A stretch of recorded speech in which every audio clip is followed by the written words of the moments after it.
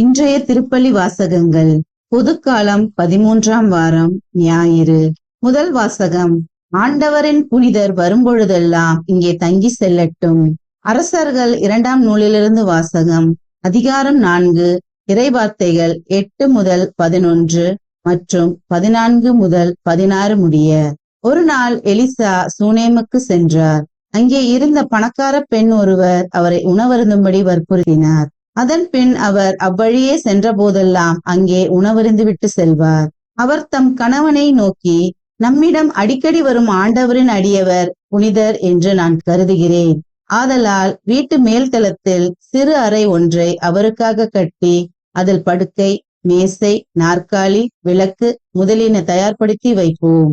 அவர் வரும்பொழுதெல்லாம் அங்கே தங்கி செல்லட்டும் என்றார். ஒரு நாள் எலிசா அங்கு வந்து மாடி அறையில் தங்கி ஓய்வெடுத்துக் கொண்டிருந்தார். எலிசா வேறு எந்த விதத்தில் அவருக்கு உதவி செய்யலாம் என்று கேட்டார். அதற்கு கேக்கசி, அவருக்கு குறையேதும் இல்லை, ஆனால் அவருக்கு பிள்ளை இல்லை, அவருடைய கணவருக்கும் வயதாகி விட்டது என்றான். எலிசா, அவளை இங்கே வரச்சொல் என்றார். அவ்வாறே அவன் அவரை அழைக்க அவரும் கதவருகில் வந்து நின்றார்.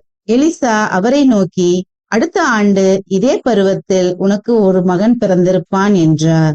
ஆண்டவரின் அருள்வாக்கு. இறைவனுக்கு நன்றி. பதிலுரை பாடல். திருப்பாடல் 89. வசனங்கள் 1, 2, 15, 16, 17 மற்றும் 18. பல்லவி.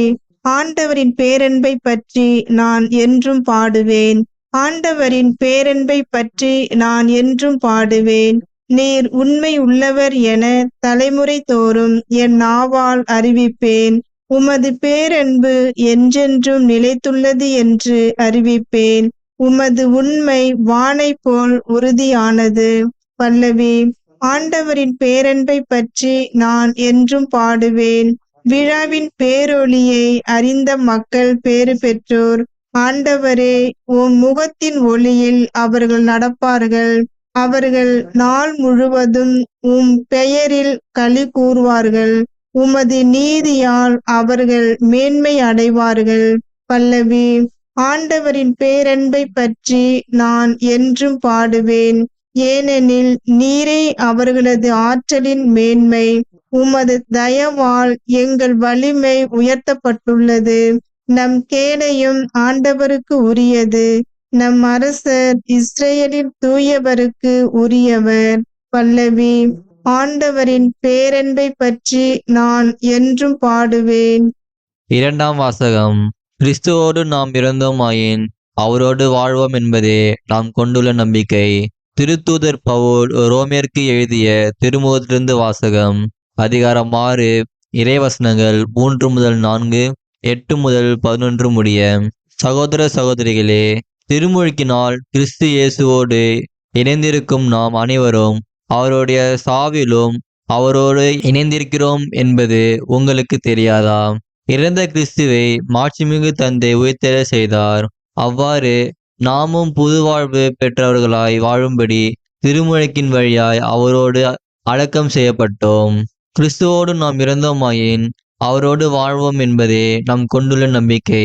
இறந்து உயிருடன் எழுப்பப்பட்ட கிறிஸ்து இனிமேல் இறக்க மாட்டார். இனி அவர் சாவின் ஆட்சிக்கு உட்பட்டவர் அல்ல என நாம் அறிந்திருக்கிறோம்.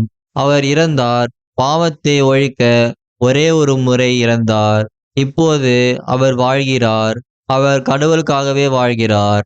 அவ்வாறே நீங்களும் பாவ வாழ்க்கையை பொறுத்தும் மட்டில் இறந்தவர்கள் கிறிஸ்து இயேசுவோடு இணைந்து கடவுளுக்காக வாழ்கிறவர்கள் என்பதை எண்ணிக்கொள்ளுங்கள். ஆண்டவரின் அருள்வாக்கு. இறைவனுக்கு நன்றி. நற்செய்திக்கு முன் வாழ்த்தொலி.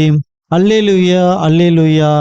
நீங்கள் தேர்ந்தெடுக்கப்பட்ட வழி மரபினர், அரச குருக்களின் கூட்டத்தினர், தூய மக்களினத்தினர், உங்களை இருளு நின்று தமது வியத்தகு ஒளிக்கு அழைத்துள்ளவரின் மேன்மை மிக்க செயல்களை அறிவிப்பது உங்கள் பணி. அல்லேலூயா, அல்லேலூயா. நற்செய்தி வாசகம்.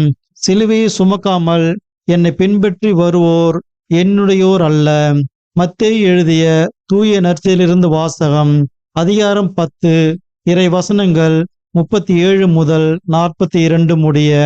அக்காலத்தில் இயேசு தம் சீடர்களை நோக்கி கூறியது, என்னை விட தம் தந்தையிடமோ தாயிடமோ மிகுந்த அன்பு கொண்டுள்ளோர் என்னுடையோர் என கருதப்பட தகுதியற்றோர்.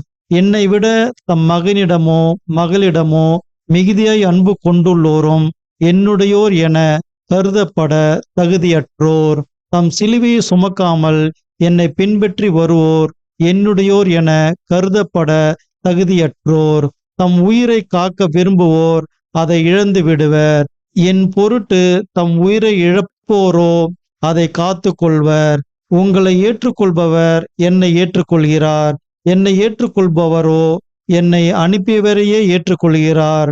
இறைவாக்கினர் ஒருவரை அவர் இறைவாக்கினர் என்பதால் ஏற்றுக்கொள்பவர் இறைவாக்கினருக்குரிய கைமாறு பெறுவார். நேர்மையாளர் ஒருவரை அவர் நேர்மையாளர் என்பதால் ஏற்றுக்கொள்பவர் நேர்மையாளருக்குரிய கைமாறு பெறுவார். இச்சிறியோரில் ஒருவருக்கு அவர் என் சீடர் என்பதால் ஒரு கிண்ணம் குளிர்ந்த நீராவது கொடுப்பவரும் தம் கைமாறு பெறாமல் போகார் என உறுதியாக உங்களுக்கு சொல்கிறேன். ஆண்டவரின் அருள்வாக்கு. கிறிஸ்துவே உமக்கு புகழ்.